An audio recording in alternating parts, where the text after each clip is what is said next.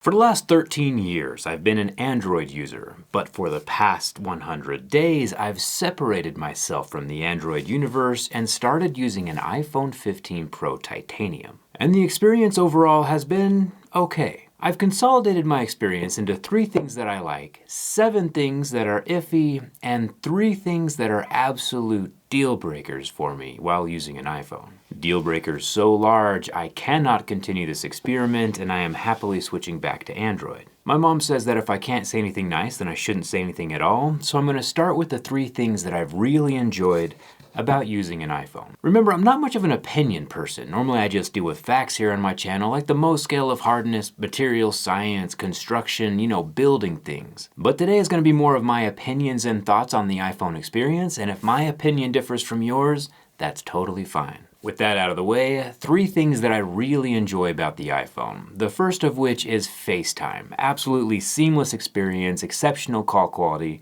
and I can do it anywhere at any time with anyone else who has an iPhone. With just the press of a button, it works. Number 2 is the flashlight, surprisingly. The flashlight has different strength levels. I can make it bright and dim it down, which is great. My Note 10 Plus that I've been using for the past 4 years cannot do that trick. And finally, the third thing that I've really enjoyed about the iPhone is the Face Unlock. I honestly don't even remember it's there half the time. It is so effortlessly fast, 99% of the time I just forget about it entirely. 10 out of 10. Now that the niceties are out of the way, let's get into the things that were a little bit more annoying, some of the minor grievances that I've had along the way. There's 7 of these, and they get slightly progressively more annoying as we go along. When it comes to the green and blue bubbles thing, I really don't understand what's going on. To be honest, even after having used this iPhone for 3 months, I couldn't tell you who's green and who's blue. Personally, I would rather just text people without having my color palette disturbed and not knowing what color is going to present itself every time I open up my messaging app. And you would think that with Apple being so inclusive lately, they would stop being so divisive when it comes to the colors of the text messages. As a temporary iPhone user, I didn't see any benefit, and I see it as just more of a distraction overall. Minor grievance. Also, sometimes the phone just does random stuff that I don't ask it to do. For example, if you type in happy birthday into a text message,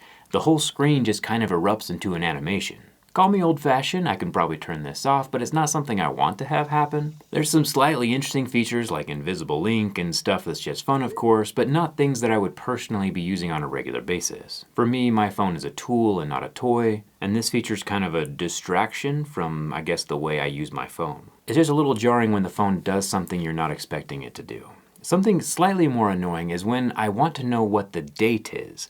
With the iPhone, I have to slide the notification bar, the top bar next to the dynamic island, all the way down to the bottom, 5 whole inches, before the date appears on screen. With Android, I can just slide down a centimeter, and there it is. It just takes slightly more effort to accomplish something on the iPhone than the Android. Once again, both phones do have the date on the lock screen, so if the phone is off, they're the same. But it just takes slightly more effort to get something done with iPhone. Something I haven't gotten quite used to is that there is no back button on the iPhone. The back button is not consistent across all the apps, and this is a bit harder to show. With my Android phone, the back button is just consistently here in the bottom corner. It never moves for any app or any menu. But with my iPhone, let's say we have Twitter, the back button is up here in the left corner, about 5 inches away from where I want it to be. And if we jump in here to Instagram Stories, the back button is over on the right. And some people might say, oh, just swipe down or left or right, but that's not consistent either. If we go over here into the YouTube app, after I've clicked on a video, I can't swipe left or right. I have to swipe down to back out of a full video. But swiping down in other apps can be a refresh, or it can do nothing at all. Like if we're here in YouTube Shorts, swiping down doesn't get out of the app at all, and then we have to swipe left or right, hit the home button. It changes across every single app that's on the iPhone. I have to Fruit Ninja my way around the operating system, where with Android, there's one button in the same place all the time and it just works. Speaking of just taking longer to get things done on an iPhone, if I want to get into the settings to change my Wi-Fi, if I'm on a plane or something like that, or add new headphones, there's no easy way to get into the settings. Like with Android, if I just swipe down, instantly the settings are available, the little gear icon, and I can just jump into there to change Wi-Fi or Bluetooth.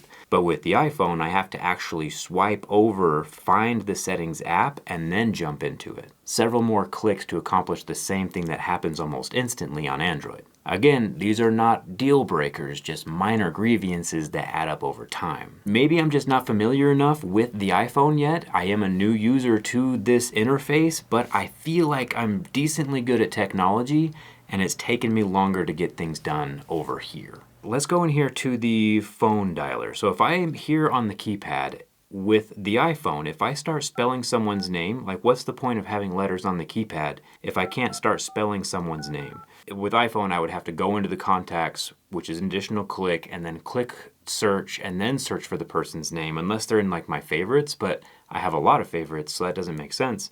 If I open up my Android phone, I have the same numbers with the same letters, and I can start spelling someone's name, T-A-Y, and a phone number appears, a name appears, and everything is just instantly ready to go with just a few clicks. And my final minor inconvenience before we get into the deal breakers is once again, taking longer to get things done. Let's say I want to write a message. Hello, it's me. If I want to change any of these letters inside of this thing, if I try to, let's say I want to change the E, and I try to get my cursor in the middle of that word, not happening. I have to hold down long press and then drag the cursor where I want it. That's like 3 additional steps, where if I was on Android, I can just take my cursor and tap anywhere and the cursor automatically goes into the word. So there's no long presses, there's no additional steps, it's just one click and done. I think you're kind of noticing a theme throughout all of this. I can get more done faster with Android than I can with iPhone so far. I know it sounds petty, but my phone is a tool. I use it a lot, and each of these little tiny clicks, these little gestures, these swipes, they all add up to additional time throughout the day, time I don't want to spend looking at my phone. Let me get into the deal breakers. There are 3 of these, and they're the reason why I'm returning to Android and never looking back. We'll count backwards this time, starting with number 3. The iPhone does not have any fail-safes to compensate for my own incompetence. And let me explain. Last night when I got into bed at 1 a.m., I set my alarm for 8 a.m. the next morning. But in my tired state and my mind that wasn't quite functioning correctly, I accidentally set my alarm for 8 p.m., which was actually 19 hours away, and I totally slept in. On Android though, if I set my alarm at night, it throws up a little on-screen message saying, hey, you have 13 hours of sleep. And I would know instantly if I set my alarm for the wrong time without even having to think about it. I know I'm not going to sleep for 19 hours and something's wrong. It's a fail-safe, a safety factor, something that keeps me from messing up. The iPhone doesn't have it, the Android does with less clicks. Also, if I'm ever plugging in my Android phone, it kind of does the same thing with the charger. I can plug it into the bottom, turn off my phone, and then it tells me down at the bottom I have 27 minutes left until it's full. Just a little more tidbit, little piece of information that I enjoy having that the iPhone doesn't give me. Major deal breaker number 2 is Gmail. I feel like Apple is kind of throttling, Google services. It might be my imagination. There might be some rivalry going on, but the notifications and the way I can answer emails on iPhone isn't sufficient. With my Android phone, I can almost read the entire email from the text message.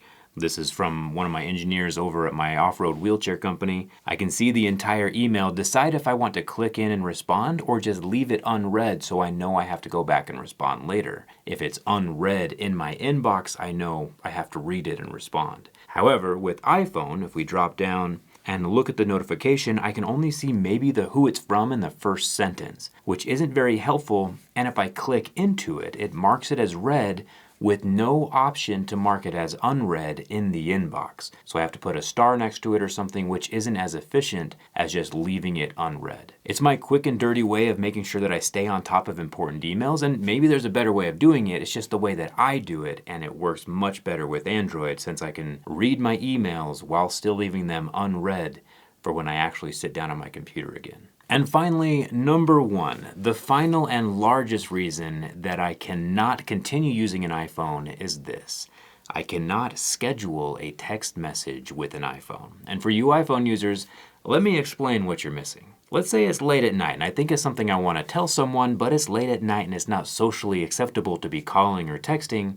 I can schedule a text message to arrive the next morning when they're actually awake. And then I don't have to think about that message or that thought that I was going to tell them until the morning. It's already gone out of my head, and I can use my brain cells, because there's few of them, for something else. And that scheduled text message will just sit in the thread until the phone sends it by itself when the time comes. It's like when I was building my bunker and I needed to text the excavator something about the job. It would be unprofessional of me to text them after hours when they're not getting paid, so I can schedule a text message to arrive when they're on the clock. Also, like I said earlier, I manufacture my own wheelchairs, and as a boss, I should not be texting people when they're not getting paid. So I can schedule my good ideas that I have in the afternoon or evening to arrive at my guys' phones in the morning, so 1, they're thinking about it, 2, they don't forget about it, and 3, so they're actually getting paid when they're thinking about work. Don't let your boss text you after hours. Scheduling text message is such an efficient life hack, it is unreal, and I cannot live my life without that feature. Plus, when people respond and text back, it's almost as if they text me first, which is always nice. When I was using this phone, I would schedule text messages every single day, and with the iPhone, I just can't even. My Android phone is a round-the-clock personal assistant. While my iPhone does work, it just takes more work to do the things that I want to do.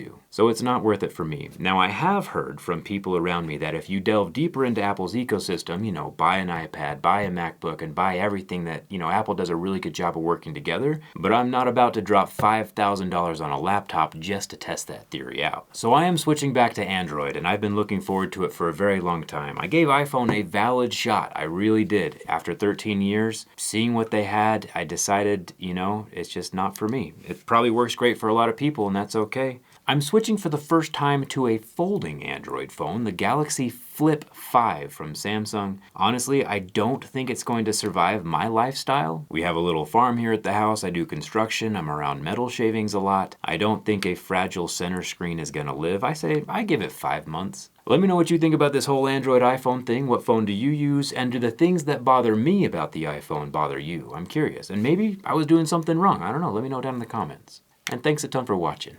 I'll see you around.